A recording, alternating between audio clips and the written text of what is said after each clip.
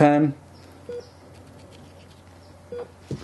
Characterization, exposition, whiteout, duct tape,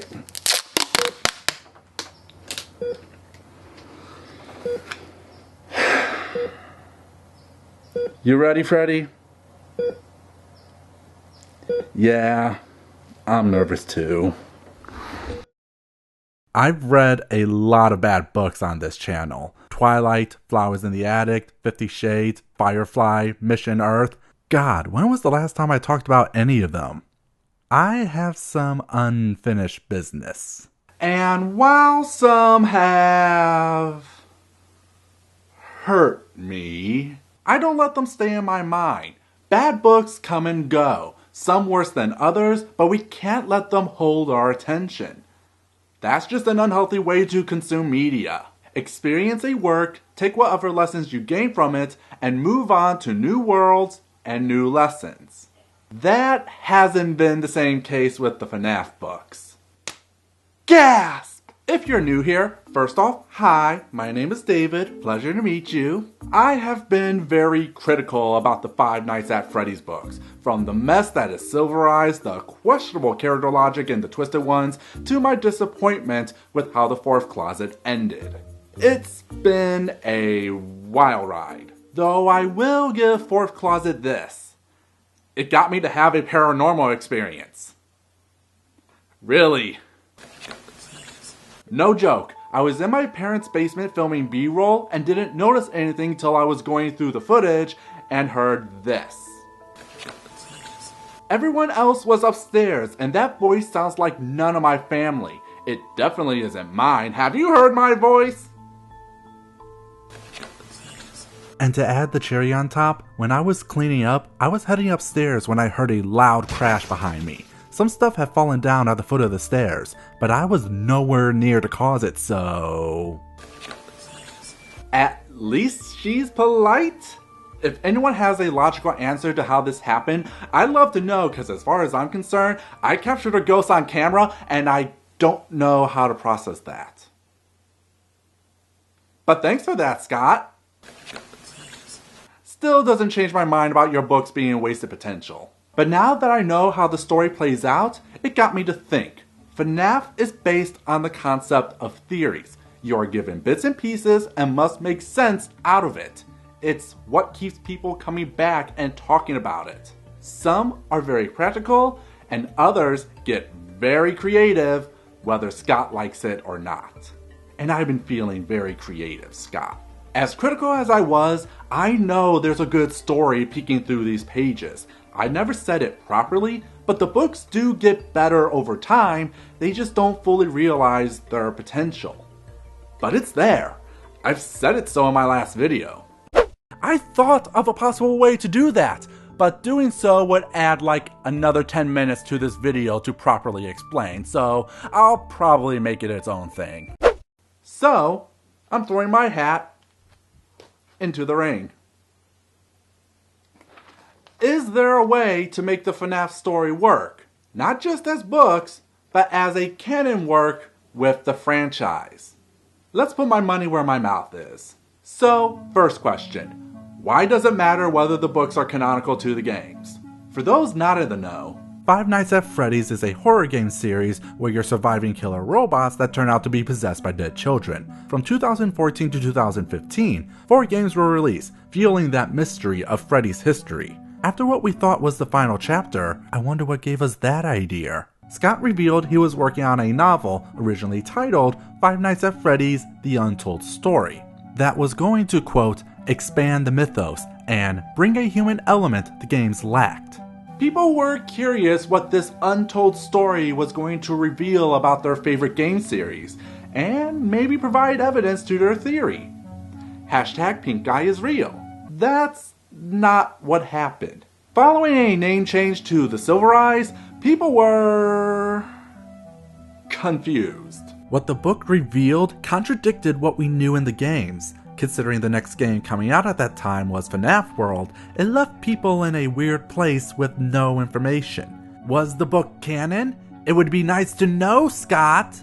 leading Scott to explain, "Something that I should have explained very early on is that the book is not intended to solve anything. It's not intended to be a guide for the games, or to fill in gaps. The games are what they are, and as I stated before, that story is finished." Sometimes the lore of something can become so crowded that you can't tell an original story anymore. The games and the book should be considered to be separate continuities, even if they do share many familiar elements. The book is a reimagining of the Five Nights at Freddy's story, and if you go into it with that mindset, I think you will really enjoy it. Smiley face. Is it though? This has been a sticking point of my criticisms. Scott says the books are separate, that you could read them on their own. I've even had one comment in my last video say it's like BioShock Infinite or Deltarune, alternative takes from the original story. That works for a lot of people, and good for you. It's just not good for me. Reading Scott's statement and knowing how everything played out, I don't believe he intended to make the books non-canon. Not out of some maliciousness, but that Scott didn't take the proper time to plan out his story, but tried to have his cake and eat it too. If you are knowledgeable with the games, you can tell there are things in the books that are essential to understand what's happening. Especially Sister Location, cause don't tell me you knew what was going on when that game came out. You're lying. However, that knowledge hurts the book's story, leaving you bewildered over things that make sense for the games, but not the books, and vice versa. I suggest seeing my last video to understand what I'm talking about. You really needed to know nothing about the games to enjoy the books, and I still have doubts about that. Look, the topic of canon deserves a video in its own right, but my takeaway is works like BioShock and Undertale have alternative timelines baked into their DNA, while FNAF is a smaller personal story that if Scott planned better, could have led to a fuller experience the likes of which we rarely see. That's why I want to present to you with this theory, a book theory, on what that could possibly look like. So what is it? Well, before we get into that, we need to establish the framing. God, what's with all this literary bollocks? I don't have time for this. Just get to your stupid fan theory already, you pretentious, overwrought, big word person! Patience, patience. I know we all just want to dive into the nitty-gritty, but before we do, we need to establish the framing. The rules I'm setting for myself building this narrative. Otherwise, there's nothing stopping me from being a cheeky bastard and say stop after the third game and make the books a novelization of each game. In retrospect, it makes the most sense. The first 3 games tell a complete story with very few threads hanging. There's a reason Scott is basing the movie on the first 3 games, before Sister Locations, before Afton's, and before Remnant. At least I pronounced it right this time. But let's face it, that answer is cheap and weak and an even bigger fantasy than what I cooked up. As much as I would like to troll, I can't pretend that nothing past 3 doesn't exist. The games exist. The books exist. I can't act like the story Scott told doesn't matter. It's just not fun. Or fair. Even if the reason Scott continued past 3 was cause the jump scare wasn't scary. People weren't happy with the jump scare of Springtrap, and that really bothered me. In my mind, I wouldn't let the series rest in a way, because I wanted to make another entry that was really, really scary again. Regardless, I want a challenge, so all the canonical games need to be kept, except for FNAF World, cause no. But it's also important to know how I'm constructing my timeline. While building a perfect series of events is impossible, there are enough key dates to build a layout. Like, the first book states it takes place in 1995, with a timeline ending around 1997, which was one of the first signs to me that Scott probably wanted the books to be canon. While FNAF 1 takes place in 1993, 2 in 87 with flashbacks around the decade, 4 in 83, and 3 set in the far-off future of 2023, with flashbacks taking place after FNAF 1 with no specified date. Pizza Simulator takes place sometime after 3, with Sister Location being the only one with no real set date.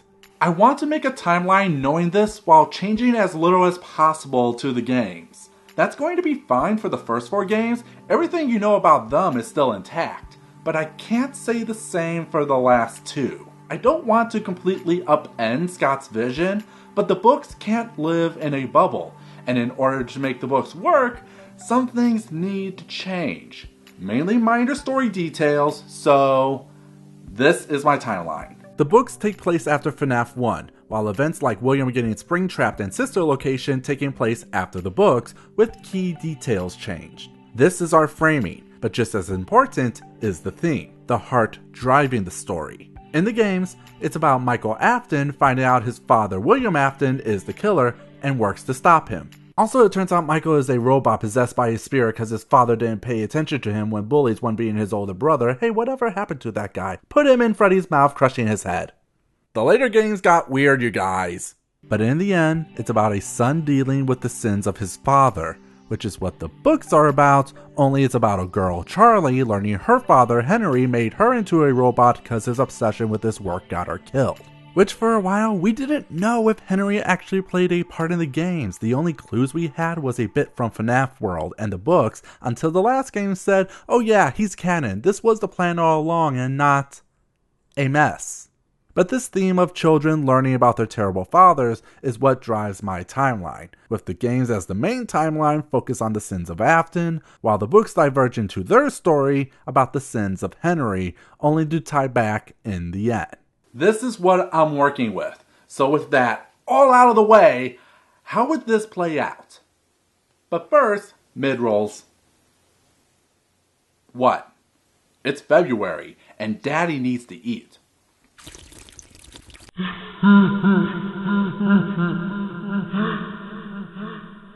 The first big issue with the books is it uses William Afton as the main villain, which makes sense story-wise cause he's the reason anything happened, but his placement is a big contradiction, with the last book really stretching his importance when it turns out he's not the real bad guy in the books. So the first big change? Drop William Afton. The plot of the book should be caused by William's actions in the games, but the story takes place in the shadow of those actions. Remember, this is about Charlie coming back to her hometown to remember a childhood friend who went missing from Freddy's. All she really knows is her father was accused of it and in the end kills himself, seen as an admittance of guilt. At least, that's what Charlie thinks she knows.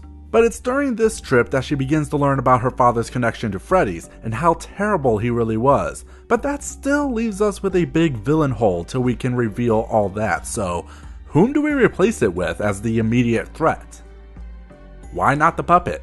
Think about it. At this point in the timeline, we haven't seen the puppet since '87, and they don't reappear till 2023. Why not use the books to explain what happened between that time? Plus, it gives us a great through line to the mystery. As Charlie and the gang learn more about Freddy's, they keep coming across the puppet, who either wants them dead or is trying to tell them something. If you're familiar with the games, you can guess where I'm going with this, though let's wait and see if I can actually convey this Hail Mary of a story. Speaking of which, what is Silver Eye's story? Well, like I said, it's about Charlie coming home to see her friends. The biggest problem with the book is it has a big cast given very little to do. Like, they visit Freddy's 3 times before anything even happens. Plus, with so many characters, they don't get the proper time to develop, as Scott will just pick and choose when he needs them to do something. Here, we're keeping things simple. Which means a reduced cast of Charlie, John, Carlton, Jessica, and Maria, since these are the ones that matter.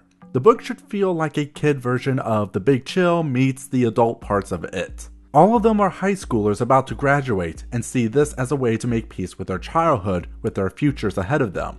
Which, during a conversation, they learn Freddy's is still around and go to check it out as a final farewell. Then things go wrong. They stay up past midnight when their beloved animatronics go into free roaming mode. They are surprised they still work after all these years, only to notice the way they look at them, like they're alive. which is when they begin to learn the horrors within their once beloved robots, and over the night, we learn more about these kids.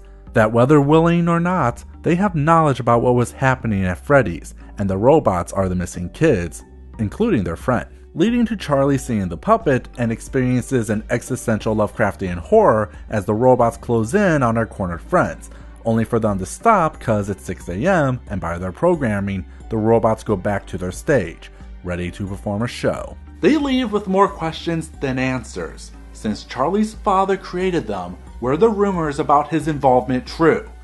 Is Henry the killer? I mean, no, we know that, but at this point, we don't know, so... Ooh, mystery!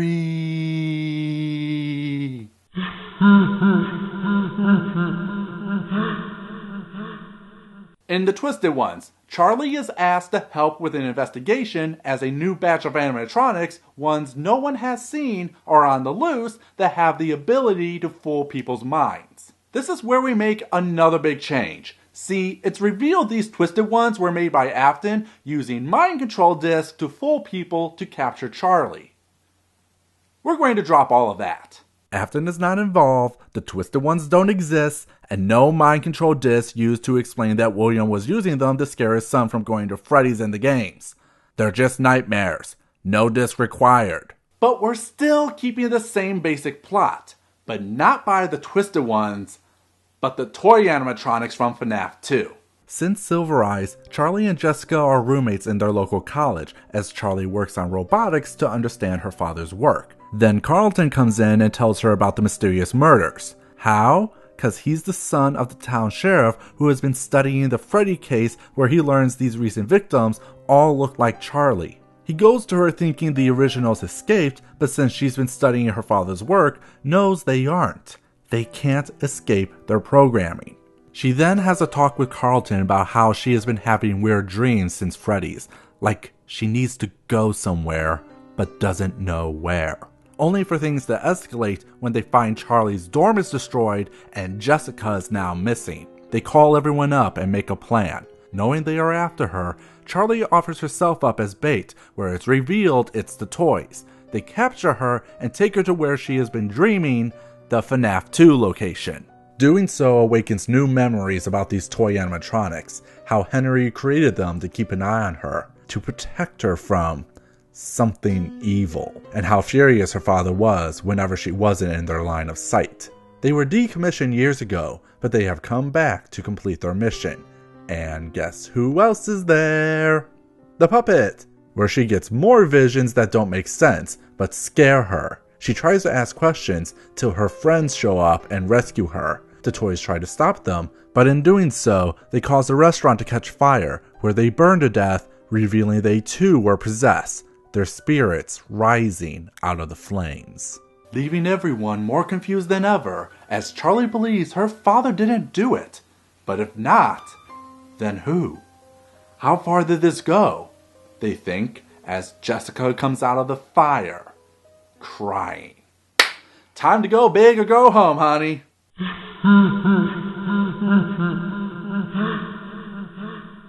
This one is a difficult one to sum up. The Fourth Closet is one of those stories that you could explain simply, but find yourself going down endless rabbit holes explaining why this thing happened and that thing happened.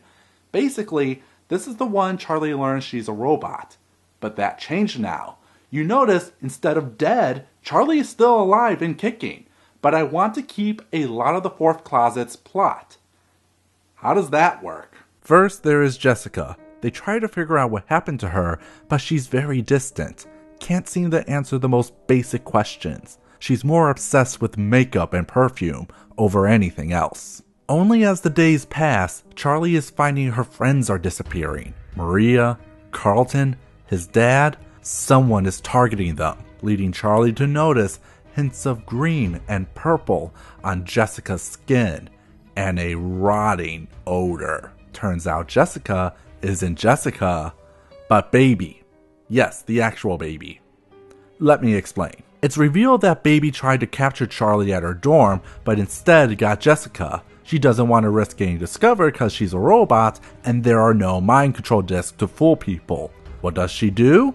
Well, she skins Jessica, pretends to be her to get Charlie, which means she's dead. When Charlie discovers this, Baby reveals her true form by ripping Jessica's rotting face off and captures Charlie. Whoa, whoa, whoa. Hold on there.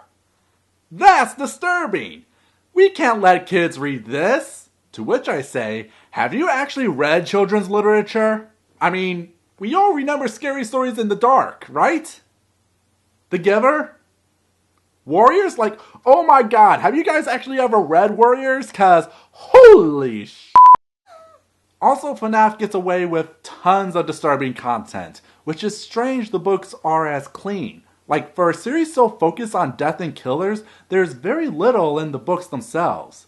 So, yeah, now's where the story goes insane. Cause it turns out that Baby was following the orders of who else? Her father, William Afton, where Charlie gets her answers that he is the killer that her father tried to stop. To get back at him, he decides to take the thing most precious to Henry, Charlie. Yeah, we're still doing the robot thing. Only for her, Henry was working on lifelike skin to convince himself she's real. But when people started to accuse him, he had no way out and killed himself. Then it turns out William has been working from the shadows, commanding Baby through a computer to kidnapping her friends to experiment on them, revealing that all her friends have been killed and put into William's funtime animatronics so he can study how Remnant can make one live forever, then reveals he's been experimenting on his last son as payback for killing his younger son. This makes sense, I promise. With Charlie finally understanding what's going on, she takes what she learned from the FNAF 2 location and starts a fire to free her friends. But it does very little. William orders Baby and the Funtimes to go into storage for sister location as he escapes. With all his work gone, he decides to go back to Freddy's to study, only to get springtrapped. Irony! Meanwhile, Charlie burns with the older brother as they find peace, but there is one survivor, John, who was there the whole time, but was actually alive. This wasn't last minute.